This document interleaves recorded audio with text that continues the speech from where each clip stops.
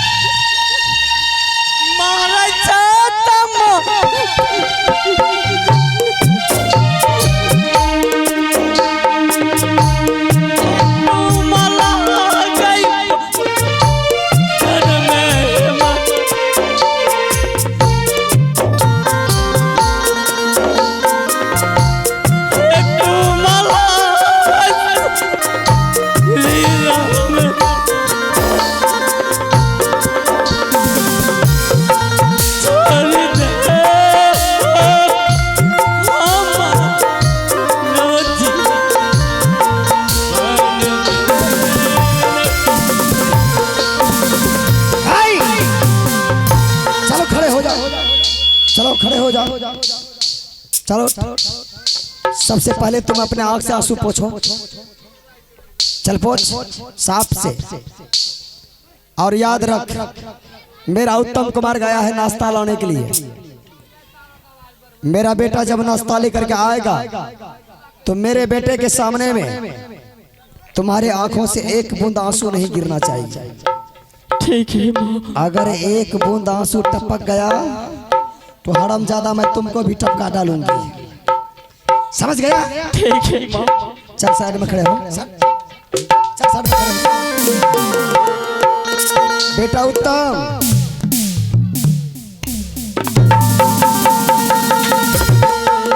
क्या हुआ पुत्र? माइक लो वहां से। पुत्र माँ, नाश्ता इतना गर्म था, देखिए माँ मेरा हाथ जल गया माँ। ओहो, ओ माय गॉड, हाथ जल गया।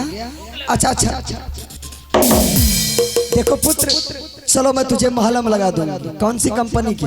अर्जुन महलम। अर्जुन महलम मूव नहीं लगाओगी माँ? अर्जुन महलम लगाऊंगी। ठीक है माँ। तुम एक काम करो, हाँ माँ। तुम अपने मित्र को जाकर के पूछो। सबसे पहले ये नाश्ता पीछे रखो।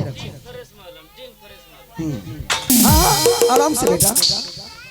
अब तुम अपने मित्र को जाकर के पूछो कि मित्र, मेरी माँ कैसी है? मेरी माँ आपको माँ का प्यार दिया कि नहीं दिया?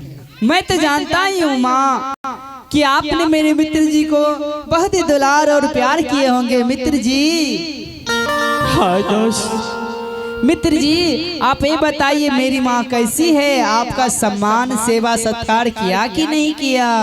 हाँ दोस्त, आपकी माँ बहुत अच्छी है, बहुत भोली भाली है। के ठीक है माँ।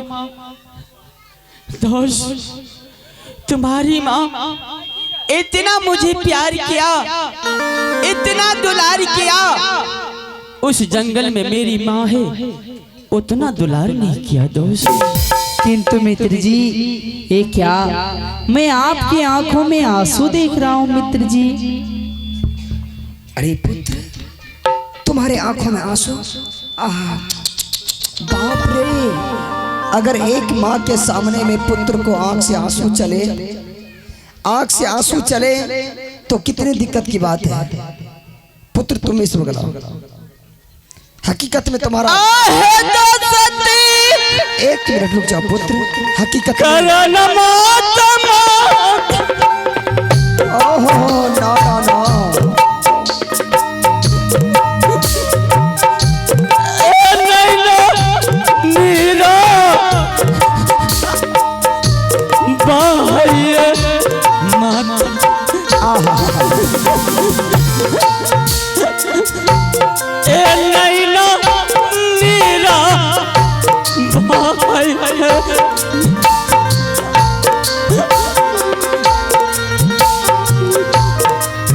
इतना भोला दोसा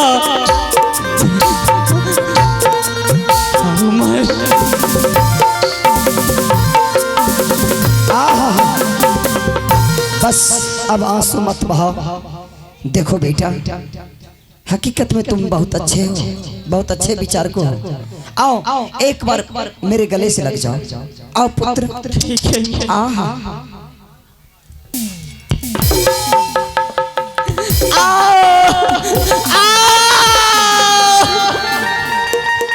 अरे पुत्र क्या हुआ?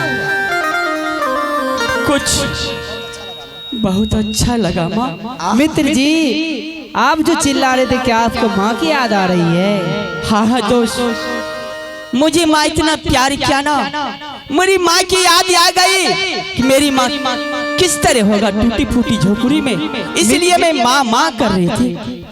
अरे उत्तम बेटा, हाँ माँ। अब तो ये नाश्ता ठंडा हो गया। ठंडा हो गया? ये नाश्ता को ले जाओ, ये नाश्ता को रख देना और एक गिलास गरम गरम दूध लेकर के आओ। गरम गरम दूध? तुम्हारे मित्र को मैं अपने हाथों से दूध पिलाऊंगी, उसके बाद मैं इसको यहाँ से विदाई कर दूंगी। ठीक है माँ, मैं अभी जाता हूँ और शीघ्र ही लौट आता हूँ। मित्र जी के लिए गरम गरम दूध, वो भी मलाई मार के लेके आता हूँ। ये नाश्ता लेकर के जाओ। ठीक है मित्र जी, मैं जा रहा हूँ, तब तक आप मेरी माँ से बातें कीजिए। अरे नाश्ता लो ना, जाओ। अरे जाओ। हाँ अब बताओ, तुम्हारे आंखों में आंसू मैंने तुझे पहले क्या कहा था कि मेरे बेटे के सामने में तुम्हारी आंखों से एक बूंद आंसू टपकना नहीं चाहिए। अगर एक बूंद आंसू टपक गया तो हरामजादा मैं तुमको भी टपका डालूंगी। माँ बोली थी ना मैं, एक कोई सुख का आंसू नहीं है माँ। तो इसका मतलब मेरा माँ की याद आता है। बता मेरा पुत्र क्या सोचता होगा कि मेरी माँ मेरे मित्र को कोई कष्ट दिया होगा। बता क्या सोचता होगा तुझे मेरा।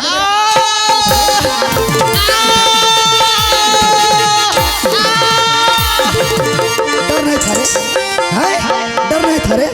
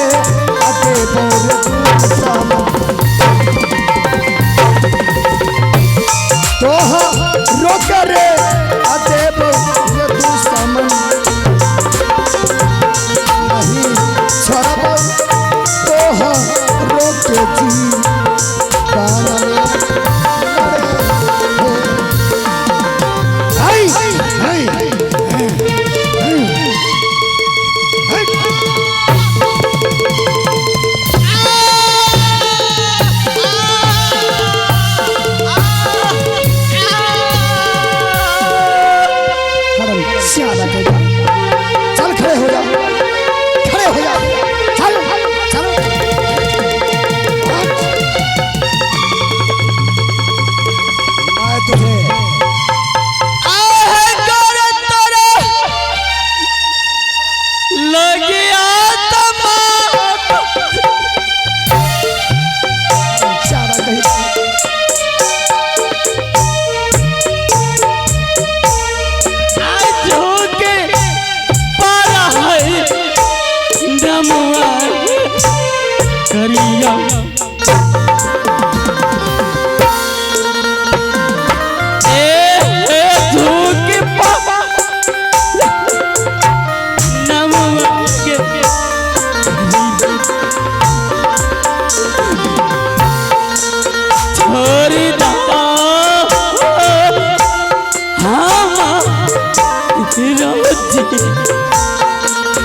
मैं तुझे रोजी